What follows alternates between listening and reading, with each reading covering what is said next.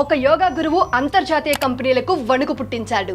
అవును, 2006లో బాబా రామ్దేవ్, బాలకృష్ణన్ అనే ఇద్దరు సన్యాసులు కలిసి సనాతన కాలం నుంచి భారతదేశంలో ఫాలో అయిన ఆయుర్వేదాన్ని మళ్లీ ప్రజల్లోనికి తీసుకువచ్చి భారతీయులు కేవలం భారతదేశంలో తయారైన వస్తువులనే ఉపయోగించాలనే ఒక స్వదేశీ మూమెంట్ ను రెచ్చగొట్టి ఆయుర్వేదిక్ ప్రొడక్ట్స్ అనే పేరుతో ఒక కంపెనీని స్థాపించారు. అదే పతంజలి. ఇది ఒక FMCG కంపెనీ, అంటే మనం డైలీ యూజ్ చేసే నిత్యావసర సరుకులు అమ్ముతుంది.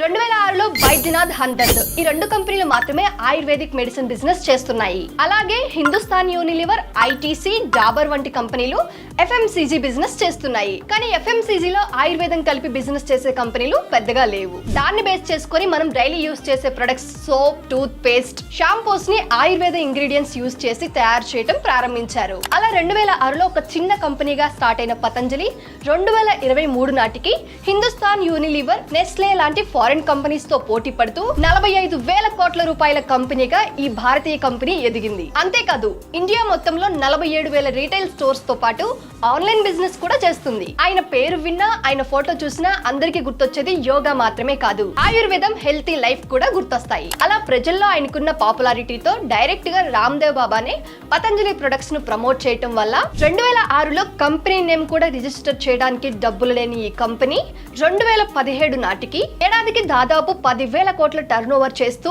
డాబర్, ITC, బ్రిటానియా వంటి పెద్ద పెద్ద కంపెనీలను దాటుకుని ఇండియాలోనే టాప్ 2 లార్జెస్ట్ FMCG కంపెనీగా ఎదిగింది. బాస్ వాలా, బీ ద బాస్.